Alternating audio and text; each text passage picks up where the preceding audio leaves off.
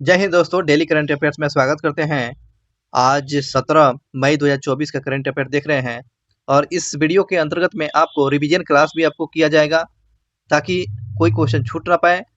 Quality और quantity के मामले में कोई कंप्रोमाइज नहीं किया जाएगा। आप इसका पीडीएफ डाउनलोड करना चाहेंगे तो टेलीग्राम चैनल स्टडी विद मनोरंजन ऑफिशियल से डाउनलोड कर लेंगे। चलिए दोस्तों, पहला क्वेश्चन आज के दिन का शुरुआत करते हैं 17 मई का।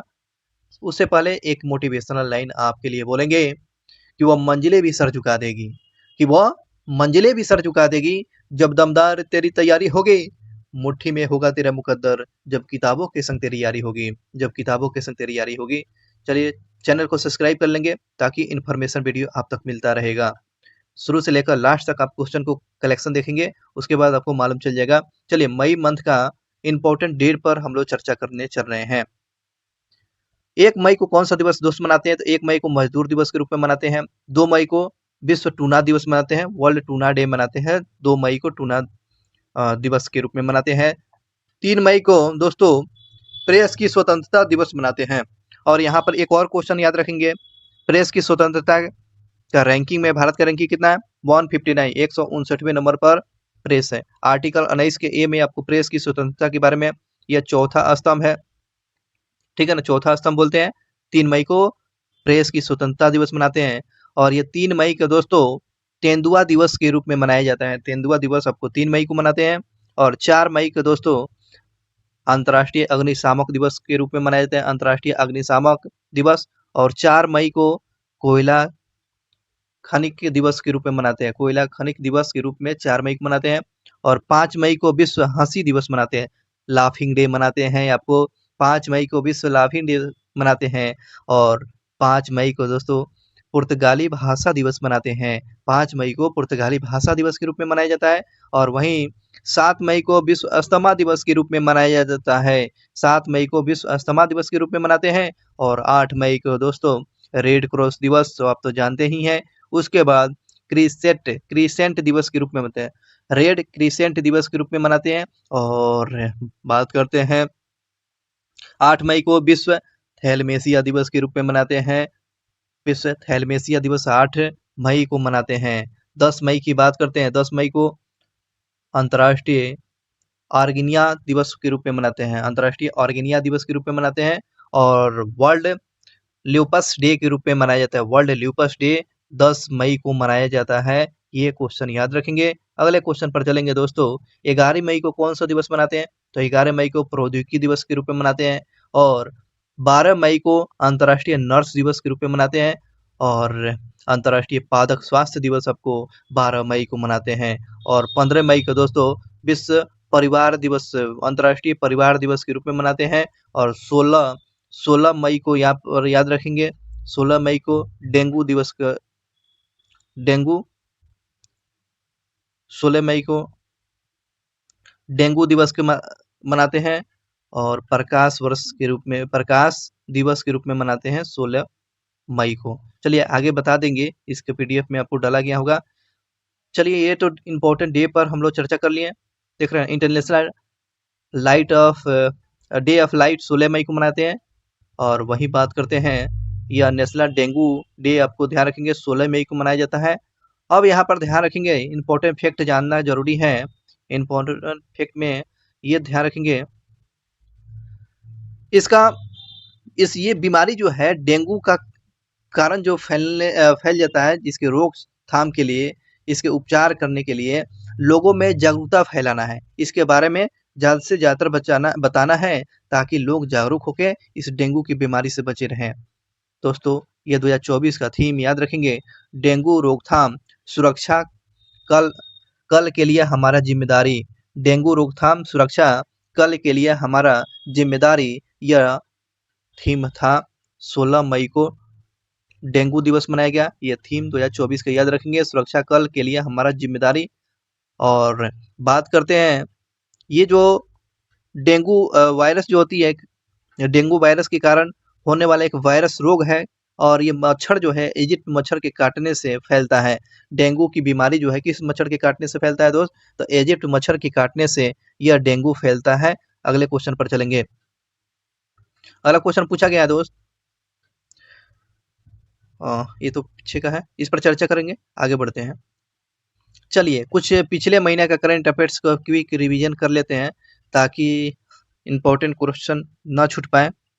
बात करते हैं पोलैंड में आयोजित सुपर बेट सुपर बेट रैपिड और बिलियर्ड्स चैंपियंस 2024 के विजेता कौन बने हुए हैं?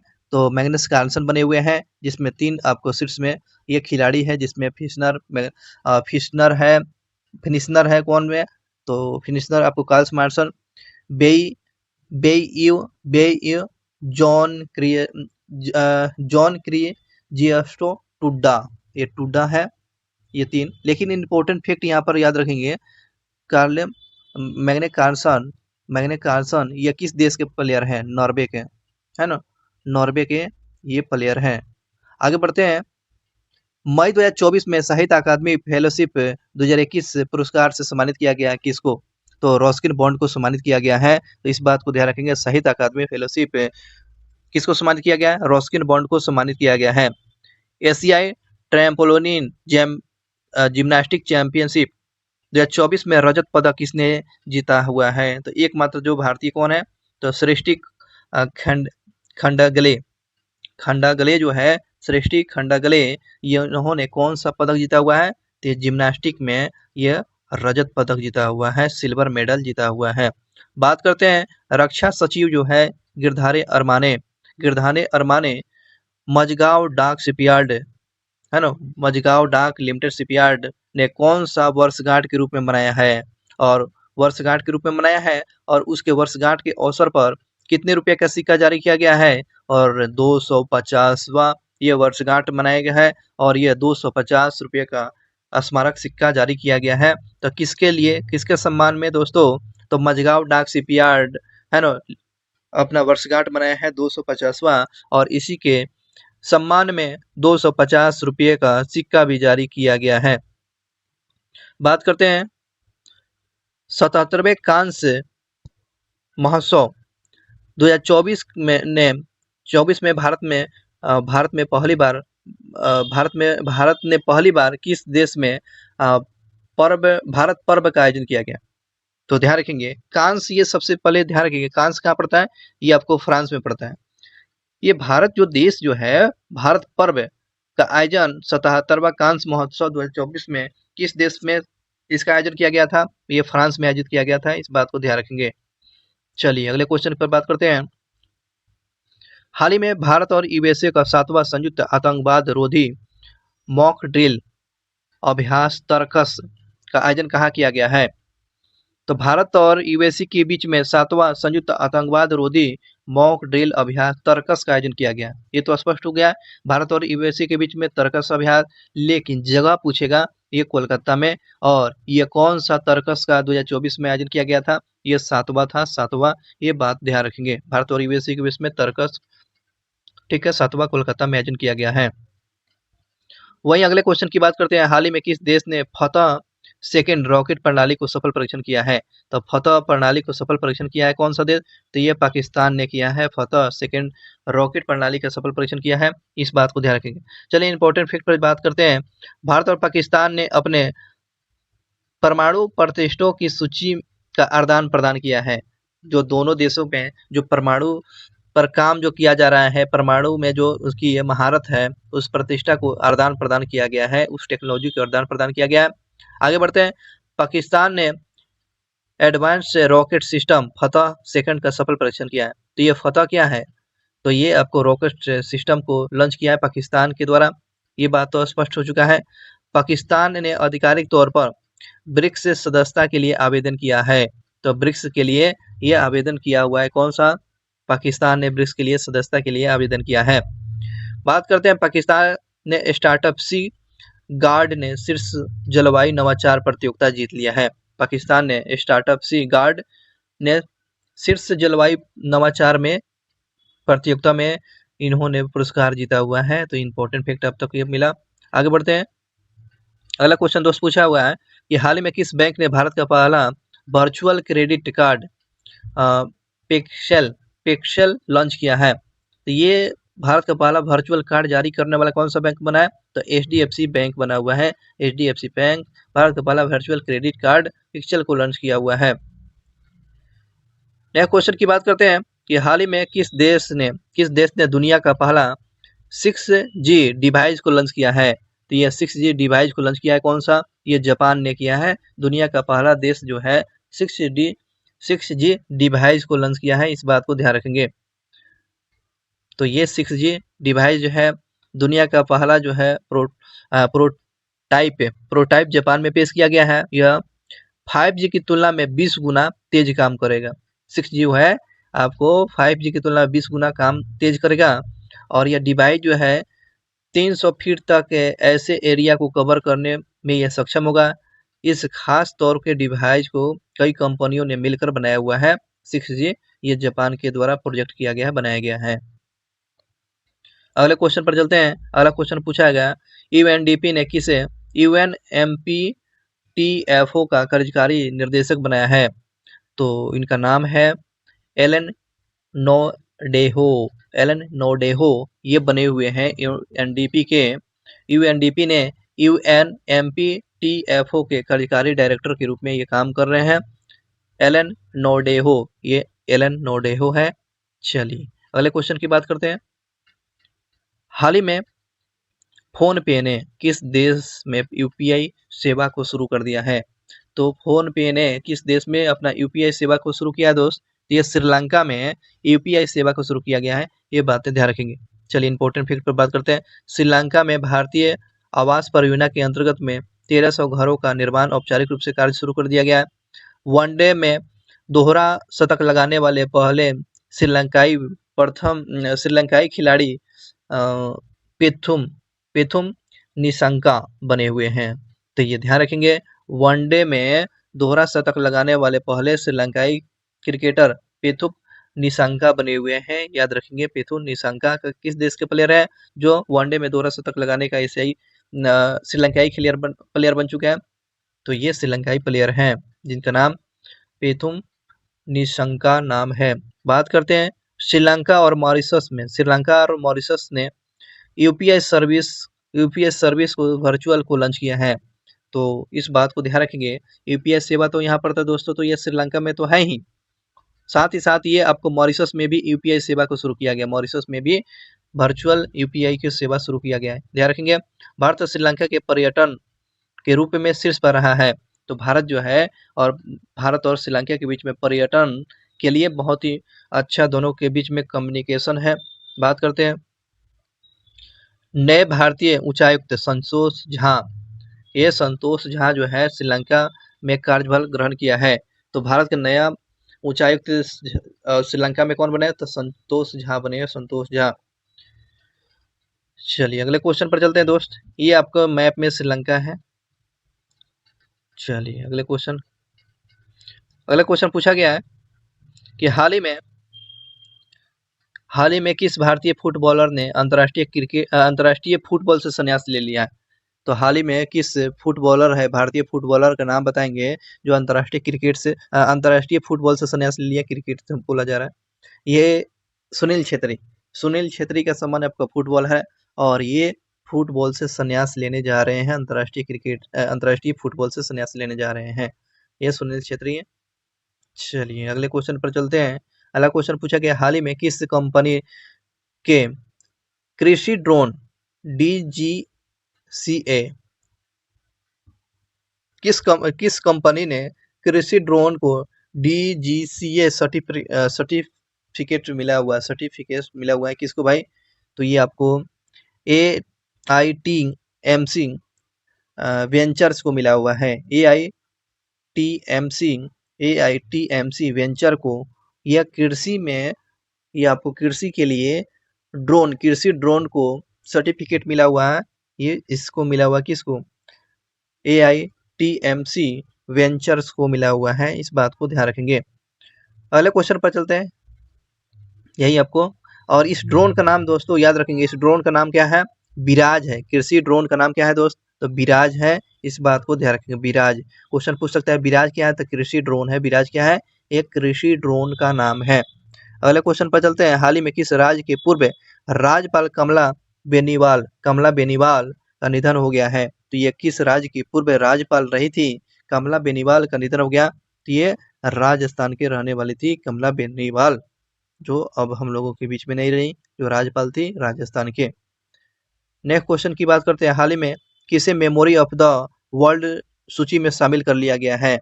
तो किसे मेमोरी ऑफ द वर्ल्ड सूची में शामिल कर लिया गया है? आप इसको कमेंट करके बताएंगे। कमेंट करके बताएंगे मेमोरी ऑफ द वर्ल्ड सूची में किसको शामिल किया गया है। ये आपके लिए रहेगा क्वेश्चन। आगे बढ़ते हैं। नीरज चोपड़ा है। चलिए आगे बात करते हैं। यहाँ पर दिया क्वेश्चन, हाल ही में कहाँ कांस फिल्म फेस्टिवल 2024 में भारतीय पेवेलियन का उद्घाटन हुआ है? तो कहाँ किया गया है? तो ये हुआ है फ्रांस में हुआ है। कांस ये जगह पड़ता है कहाँ दोस्तों? और ये आपको फ्रांस में पड़ता है। तो भारत पेवेलियन का उद्घाटन कांस में किया गया है। और भारत पर्व का आयोजन आपको कांस में किया गया था और भारत पेवेलियन का उद्घाटन फ्रांस में किया गया है। ये दोनों क्वेश्चन ध्यान रखेंगे। अगले क्वेश्चन पर चलेंगे दोस्तों। क्वेश्चन पूछा गया कि हाल ही में 2023 में वैश्विक इंटरनेट शटडाउन के मामले में कौन सा देश शीर्ष पर रहा है? तो इसमें भी पूछने वाली बात है भाई। इंटरनेट शटडाउन के मामले में भारत ही रहता है, तो ये भारतीय है। ये इंटरनेट शटडाउन के मामले में शीर्ष पर कौन सा देश रहा है? तो ये भारत रहा है। कितना दुखद समाचार है। चलिए इंपॉर्टेंट फैक्ट पर बात करते हैं। भारत और एशिया में सबसे अधिक विदेशी फंड का आकर्षण करता देश बना हुआ है। सबसे ज्यादा एशिया में विदेशी फंड मिला हुआ, विदेशी फंड या विदेशी मुद्रा कहाँ से आया हुआ है? तो ये भारत को मिला हुआ है। दुनिया का दूसरा सबसे बड़ा मोबाइल उत्पादक ये भारत बन गया है। दुनिया का दूसरा सबसे बड़ा मोबाइल के फोन उत्पादक देश कौन बना है? तो भारत बना है। भारत के वैज्ञानिकों ने केले के छिलके से ड्रेस बनाया है। भारत के वैज्ञानिकों ने केले के छिलके से ड्रेस बनाया है। ठीक है, आगे बढ़ते हैं।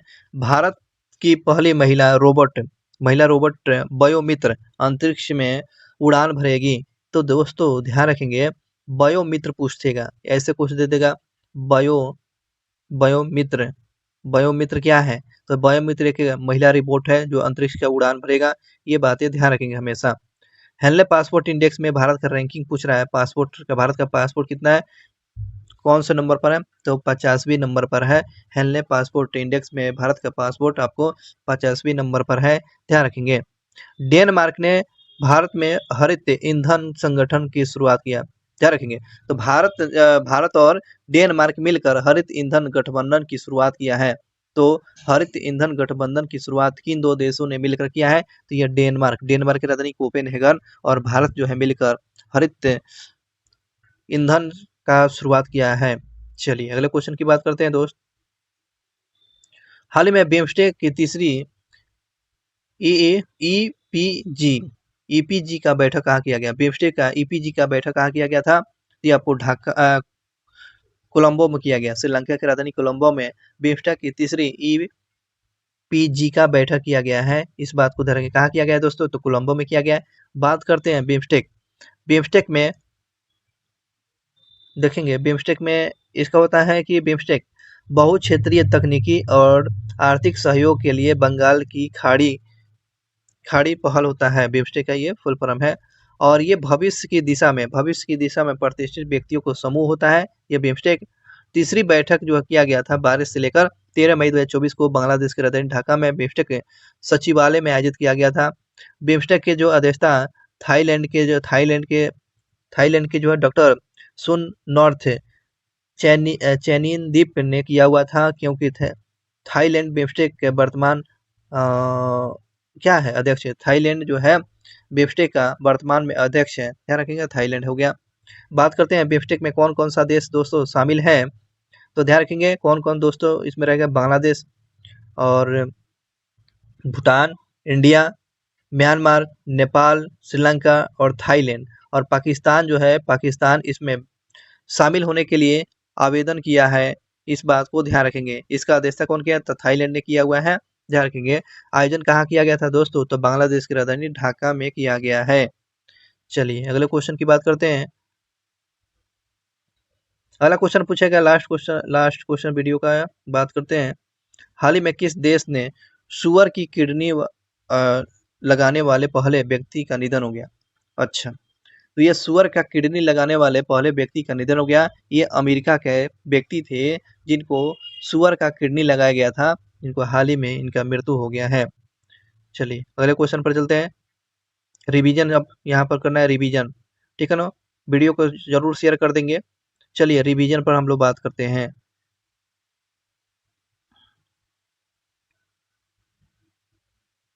देखिएगा, फाइनेंशियल ईयर 2024 में फाइनेंशियल ईयर 2024 में सबसे बड़ा व्यापारी भागीदारी कंट्री कौन बना है? तो दोस्तों ये चीन बना हुआ है। तो फाइनेंशियल ईयर का सबसे बड़ा व्यापारी पार्टनर कंट्री कौन बना है दोस्त? तो ये चीन बना हुआ है, चीन बना हुआ है। बात करते हैं 50वीं ग्रैंड मास्टर कौन बने हैं दोस्त? तो 50वीं नंबर का grand master P Shyam Nikhil बना हुआ है। पी श्याम निखिल ये भारत के 50वीं ग्रैंड मास्टर बने हुए हैं। और 84वीं वैशाली बने हुए हैं, आर वैशाली बने हुए थे। चलिए अगले बात करते हैं। सेला सुरंग, सेला सुरंग जो है भारत की सबसे ऊंची सुरंग के रूप में मान्यता मिल गया है। और ये कमेंट करके आप जरूर बताएंगे सेला सुरंग किस राज्य में है, ठीक है। आगे बढ़ते हैं। राफा, राफा शहर, राफा शहर के पूर्व भारतीय सेना अधिकारी वैभव अनिल काले का निधन हो गया है। राफा शहर में पूर्व भारतीय नौसेना अधिकारी कौन थे जिनका निधन हो गया? वैभव अनिल काले का निधन हो गया है। नेपाल में दोस्तों माता तीर्थ औंसी फेस्टिवल मनाया गया है। माता तीर्थ औंसी फेस्टिवल किस देश में मनाया गया है? तो यह नेपाल में मनाया गया है, नेपाल में। नासा ने चंद्रमा पर पहले रेलवे सिस्टम बनाने की योजना का अनावरण किया है।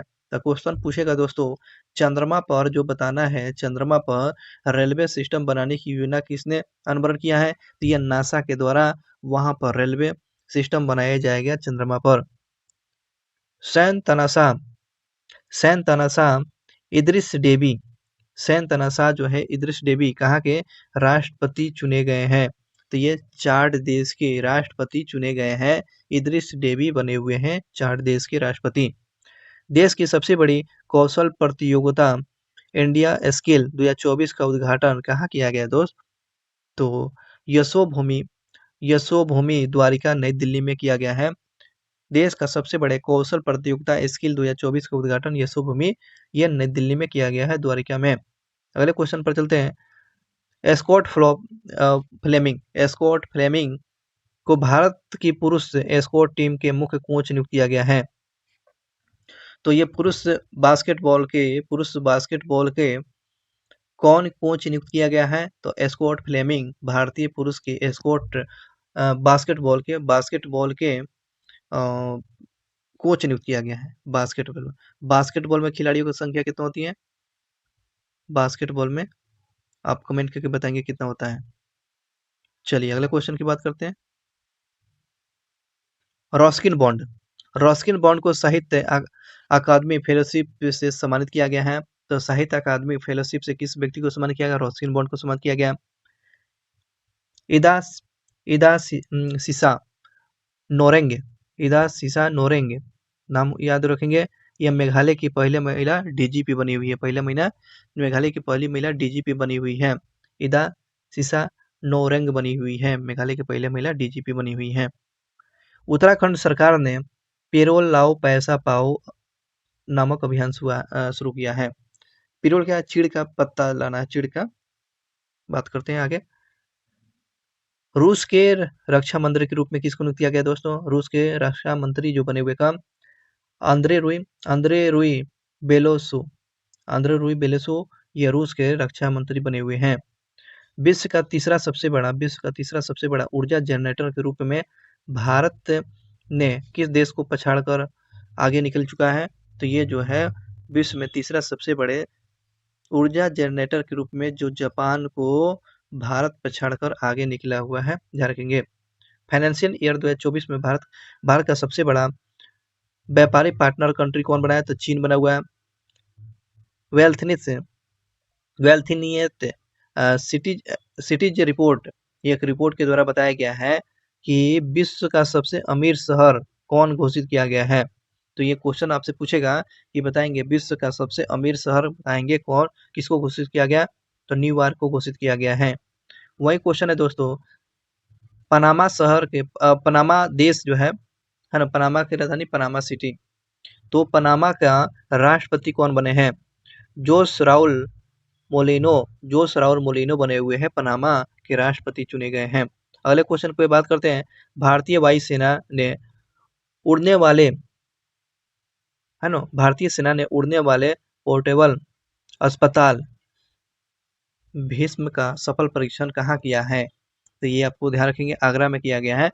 भारतीय वायुसेना ने उड़ने वाले पोर्टेबल अस्पताल भीष्म का सफल परीक्षण क्या किया है, तो ये आगरा में किया है, आगरा में। चलिए अगला क्वेश्चन की बात करते हैं। अगला क्वेश्चन जो पूछा गया है कि हाल ही में भारत का सबसे ऊंचा सुरंग की मान्यता मिला हुआ है किसको, तो ये आपको सही जवाब होगा सेला सुरंग। आपसे बोले हुए थे सेला सुरंग कहाँ है, कमेंट करके बताएंगे सेला सुरंग कहाँ है, कमेंट करके बताना है। चलिए अगले क्वेश्चन पर चलते हैं दोस्तों। भारत में इलेक्ट्रिक बैंक गारंटी लॉन्च करने वाला पहला बैंक बन चुका है। एचडीएफसी बैंक जो है भारत में इलेक्ट्रिक बैंक गारंटी लॉन्च करने वाला पहला बैंक बना हुआ है, एचडीएफसी बैंक। और एचडीएफसी बैंक जो दोस्तों याद रखेंगे, यह लक्षद्वीप में अपना ब्रांच खुला है। लक्षद्वीप में कौन सा बैंक अपना ब्रांच खोल दिया है, तो ये HDFC bank. UPI lighter feature launch करने वाला पहला बैंक कौन बन गया, तो पेटीएम पेमेंट बैंक बना हुआ है। यूपीआई लाइटर फीचर लॉन्च करने वाला पहला बैंक कौन बना है, तो आपको पेटीएम पेमेंट बैंक बना हुआ है, पेटीएम पेमेंट बैंक बना है। अगले क्वेश्चन की बात करते हैं। पहला जो बताना है, इस तरह से बताना है यूपीआई के मामले में डिजिटल बैंकिंग वाला पहला राज्य कौन बन गया है, तो ये डिजिटल बैंकिंग वाला राज्य बन चुका है। डिजिटल बैंकिंग वाले राज्य में केरल का नाम सबसे ऊपर में है। रिसाइकल एंड पीवीसी प्लास्टिक से बनने वाला भारत का पहला क्रेडिट कार्ड लॉन्च किया है कौन, तो ये प्लास्टिक कार्ड जो है recycle and PVC plastic card से बनने वाला भारत का पहला क्रेडिट कार्ड लॉन्च किया है कौन, तो एचएसबीसी बैंक के द्वारा लॉन्च किया गया है। एचएसबीसी बैंक के द्वारा यह रिसाइकल्ड पीवीसी प्लास्टिक से बनने वाला पहला क्रेडिट कार्ड लॉन्च किया है, इस बात को ध्यान रखेंगे। भारत का पहला यूपीआई एटीएम लॉन्च किया गया है, कौन लॉन्च किया है दोस्तों, तो भारत का पहला यूपीआई एटीएम लॉन्च किया कौन, हिताची पेमेंट सर्विसेज के द्वारा भारत का पहला यूपीआई एटीएम को लॉन्च किया है, हिताची पेमेंट सर्विसेज के द्वारा लॉन्च किया गया है। याद हुआ। आगे बढ़ते हैं। भारत का पहला number 1 less credit card launch किया है, तो भारत का पहला नंबर 1 लेस कार्ड लॉन्च किया गया है, तो एक्सिस बैंक के द्वारा लॉन्च किया गया है। ये बातें ध्यान रखेंगे, इंपॉर्टेंट फैक्ट आपको याद रहना चाहिए। एक बार देख लेंगे अपने से। चलिए अगले क्वेश्चन पर चलते हैं दोस्तों। यहाँ बात करते हैं समर क्या है। एक जो है मारक क्षमता है, यह सरफेस एयर टू सरफेस से मार करता है। समर जो है मारक क्षमता है, यह एयर टू सरफेस मार करता है। और भरोस क्या है, तो ये आपको भरोस भी एक मारक क्षमता है और एयर से सरफेस मार करता है। स्मार्ट क्या है, टॉर्पीडो है। स्मार्ट क्या है भाई, ये टॉर्पीडो है, ये भी एक मारक क्षमता है, टॉर्पीडो है। उग्र क्या है, तो ये उग्र जो है असॉल्ट राइफल है, असॉल्ट राइफल। उग्र क्या है भाई, ये असॉल्ट राइफल है। उग्र क्या है, असॉल्ट राइफल है। प्रचंड दोस्त क्या है भाई, प्रचंड क्या है, तो लेट हेलीकॉप्टर मतलब कि सबसे हल्का हेलीकॉप्टर है ना, हल्का हेलीकॉप्टर प्रचंड है। सबसे हल्का क्या है, प्रचंड है। तो प्रचंड पूछेगा क्या है, लेट व्हीकल्स हेलीकॉप्टर। आगे बढ़ते हैं। इराहत, इराह क्या है, एआई फिल्म है। इराह, इराह दोस्त क्या है दोस्त, तो ये आपको एआई फिल्म, एआई का मतलब इंटेलिजेंट, आर्टिफिशियल इंटेलिजेंट इसका नाम है। तो इराह क्या है, एआई फिल्म है। देविका क्या है, देविका आपको एआई इंजीनियर है। देविका क्या है, ये आपको एआई इंजीनियर है। भरोस सी क्या, विक्टोरिया सी क्या है, विक्टोरिया सी क्या है, आपको यूक्रेन का ये एआई है जो आपको दूरसंचार से बात करेगी। पर्बल क्या है, एक राइफल बंदूक है। पर्बल एक बंदूक है। लीसा क्या है दोस्तों, तो लीसा क्या है दोस्त, तो लीसा आपको एंकर है। लीसा क्या है, एक एआई एंकर है। IRIS ये क्या है? तो ये आपको महिला टीचर है, ये महिला टीचर है। IRIS क्या है? तो ये आपको केरल के महिला टीचर है, इस बात को एआई टीचर थी। चलिए अगले क्वेश्चन पर बात करते हैं। परिषद के अंदर फायर पावर लगाने वाला भारतीय अस्पताल कौन बन चुका है? अपने परिसर के अंदर फायर स्टेशन रखने वाला पहला भारतीय अस्पताल आपको एम्स दिल्ली है। इसके परिसर में फायर स्टेशन रखने वाला पहला भारतीय अस्पताल बन चुका है। पूर्वोत्तर भारत का पहला प्राकृतिक चिकित्सा हॉस्पिटल कहाँ खोला गया है? तो पूर्वोत्तर भारत का पहला प्राकृतिक चिकित्सा हॉस्पिटल आपको असम में खोला गया है, इस बात को ध्यान रखेंगे। देश का देश का पहला ऐसा राज्य कहाँ है जहाँ पर सरकारी अस्पतालों में IVF शुरू कर दिया गया है? निसंतान बच्चों को जो है ना, इंदिरा इंदिरा इंदिरा क्या होता है इसको देख लेंगे। IVF फर्टिलाइजर होता है इंदिरा, और ये भी से हमको थोड़ा सा मिस कर रहे हैं, एफ से हो गया फर्टिलाइजर। नहीं होता है जो निसंतान बच्चे रहते हैं, निसंतान माँ बाप रहते हैं, उसके बाद बाल बच्चे नहीं होते हैं, तो IVF का फुल फॉर्म आप लोग कमेंट करके बताएंगे। आई से तो इंदिरा हो गया, भी से आपके क्या होता है आप कमेंट करके बताएंगे, और एफ से तो फर्टिलाइजर होता है। ठीक है, और ये ऐसा शुरू करने वाला फ्री में सेवा कौन? तो गोवा में शुरू किया गया है। और भारत का पहला फॉरेस्ट हेल्थ सेंटर कहाँ खुला है? तो ये आपको कमेंट करके बताना है। चलिए ये आपके लिए टास्क रहा था। आगे बढ़ते हैं, अगले क्वेश्चन पर चल देंगे। लोकसभा की पहली महिला अध्यक्ष कौन बनी थी? तो मीरा कुमार। मीरा कुमार जो है लोकसभा की प्रथम महिला अध्यक्ष। और भारत की प्रथम महिला राज्यपाल थे सरोजिनी नायडू, जिन्हें गांधी जी ने क्या कहा था? भारत का कोकिला बोला था सरोजिनी नायडू को। भारत की कोकिला, स्वर कोकिला किसको बोलते हैं? तो लता मंगेशकर। भारत कोकिला सरोजिनी नायडू कांग्रेस के अध्यक्ष कब बनती है? 1925 में बनती है। प्रथम महिला एनी बेसेंट 1917 में बनती है। तीसरी महिला 1930 में बनती है। 1930 में नलिनी सेन गुप्ता बनती है। नलिनी सेन गुप्ता बनती है। नलिनी सेन गुप्ता 1933 में बनती है। 1933 में, ध्यान रखेंगे। भारत की पहली महिला मुख्यमंत्री कौन बनी थी? तो सुचित्रा कृपलानी, ये उत्तर प्रदेश की, इस बात को ध्यान रखेंगे। अगले क्वेश्चन की बात करते हैं। इंदिरा गांधी भारत रत्न। इंदिरा गांधी भारत की पहली महिला प्रधानमंत्री बनी थी। इंदिरा गांधी को भारत रत्न से भी सम्मानित किया गया था, और प्रथम प्रधानमंत्री बनी हुई थी। भारत की प्रथम महिला राष्ट्रपति प्रतिभा देवी सिंह पाटिल, इस बात को ध्यान रखेंगे। भारत की प्रथम महिला कैबिनेट मंत्री कौन? अमृता कौर है, राजकुमारी अमृता कौर, ये स्वास्थ्य मंत्री बनी हुई थी, हेल्थ मिनिस्ट्री इसी के पास था। बात करते हैं सुप्रीम कोर्ट के प्रथम महिला न्यायाधीश को फातिमा बीबी, और प्रथम महिला मुख्य न्यायाधीश अभी नहीं बन पाए हैं। चलिए आगे बात करते हैं। हाई कोर्ट की प्रथम महिला मुख्य न्यायाधीश कौन है? हाई कोर्ट की प्रथम महिला मुख्य न्यायाधीश कौन? लीला सेठ है। लीला सेठ जो है हिमाचल प्रदेश के। और हाई कोर्ट के प्रथम महिला मुख्य न्यायाधीश जो पूछेगा, आना चंडी जो है केरल की है, केरल की। यह ध्यान रखेंगे, ये बनी हुई थी, भारत की प्रथम महिला मुख्य न्यायाधीश आपको केरल की आना चंडी बनी हुई थी। अब बात करते हैं दोस्तों, ये तो हो चुका था। चलिए अगले बात करते हैं। 17 मई तो आप तो देख रहे हैं आज का करंट अफेयर। चलिए आज का लास्ट मोटिवेशन हम लोग बात आ चुका है कि जब आंखों में अरमान लिया, मंजिल को अपना मान लिया, फिर मुश्किल क्या आसान क्या, बस ठान लिया तो ठान लिया। बस ठान लेना है अपने आप को, अपने सपनों को ठानना है। चलिए अगले मोटिवेशनल लाइन की शुरुआत करते हैं।